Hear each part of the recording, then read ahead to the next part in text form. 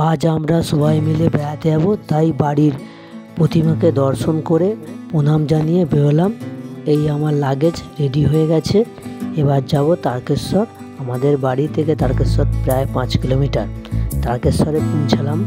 তারকেশ্বরে এসে ভাবলাম অনেকটা আগেই চলে এসেছি, কী করি না তারকেশ্বর বাবার মন্দিরে তাহলে পুজোই দিয়ে আসি। বাবার মন্দিরের দিকে এগোলাম। সামনেই পড়বে নানা রকম পূজার দ্রব্যাদি।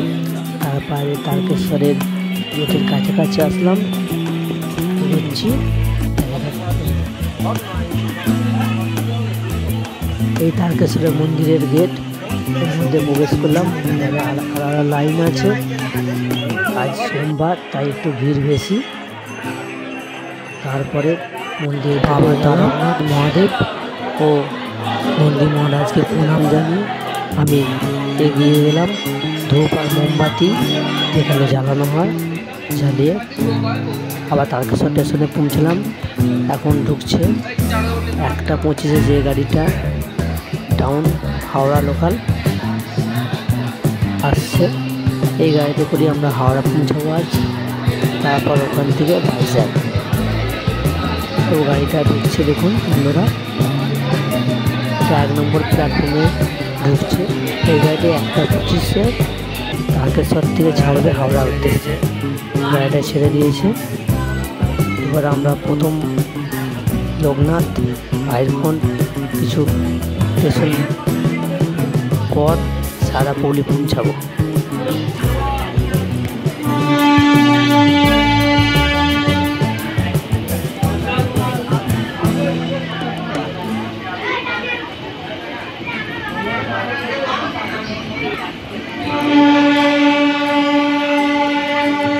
আমরা এখন সারাপৌলি পৌঁছলাম।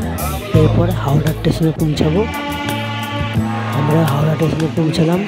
পৌঁছে 21-22 নম্বর প্ল্যাটফর্মের দিকে যাচ্ছি। দেখা যাক, প্রচণ্ড ভিড়, তার মধ্যে যাচ্ছি।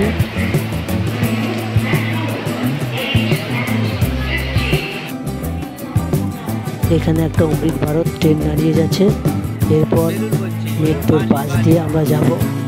যে 21-22 নম্বর প্ল্যাটফর্মে পৌঁছালাম। আমাদের কিছু মানুষ এখন এসে পৌঁছে গেছে।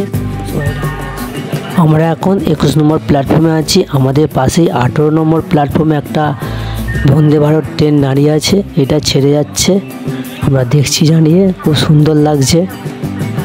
জানি না এই ট্রেনে কবে চাপতে পারবো। আমাদের ট্রেন ঢুকছে। আমাদের ট্রেনের ইঞ্জিন লোকোমোটিভ নিয়ে চলে এলো।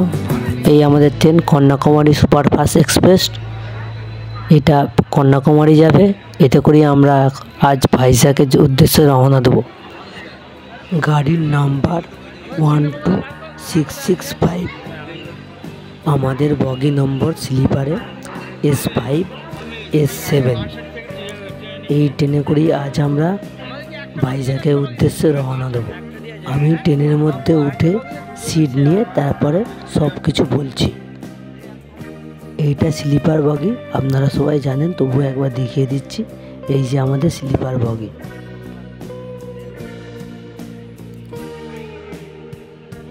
ট্রেন ছেড়ে দিয়েছে। দুই দিকে সবুজ গাছপালা আর জলাভূমির ভিতর দিয়ে ট্রেন ছুটে চলেছে খড়গপুরের উদ্দেশ্যে। 1 ঘন্টা পরই খড়গপুরে হল্ট করবে এই ট্রেন।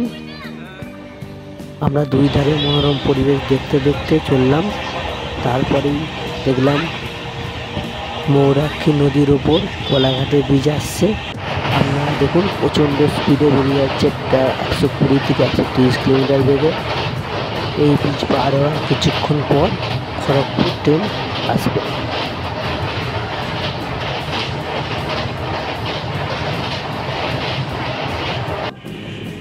আমাদের এই ট্রেনের প্রথম হল্ট খড়গপুর আসছে কিছুক্ষণের মধ্যে।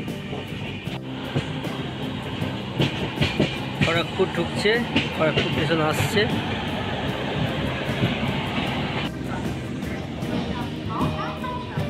এখন টাইম 6:02। এখন খড়গপুর স্টেশনের ট্রেন দাঁড়ালো।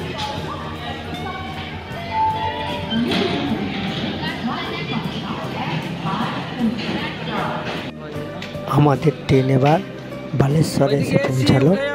বালেশ্বরে কিছুক্ষণ হোল্ডের পর আবার এই গাড়ি ছেড়ে যাবে পরবর্তী গন্তব্যস্থলের জন্য।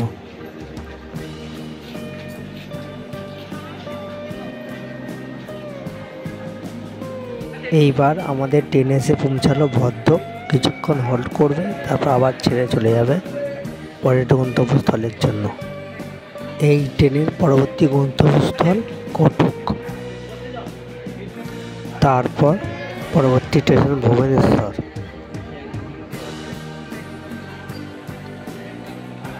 আমরা এবার পৌঁছালাম খুর্দা রোড জংশনে।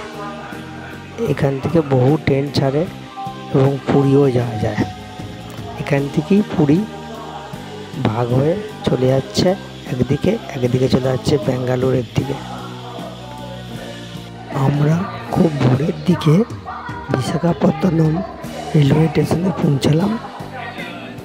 সবাই আমরা লাগেজপত্র নিয়ে নেমে পড়েছি স্টেশনে।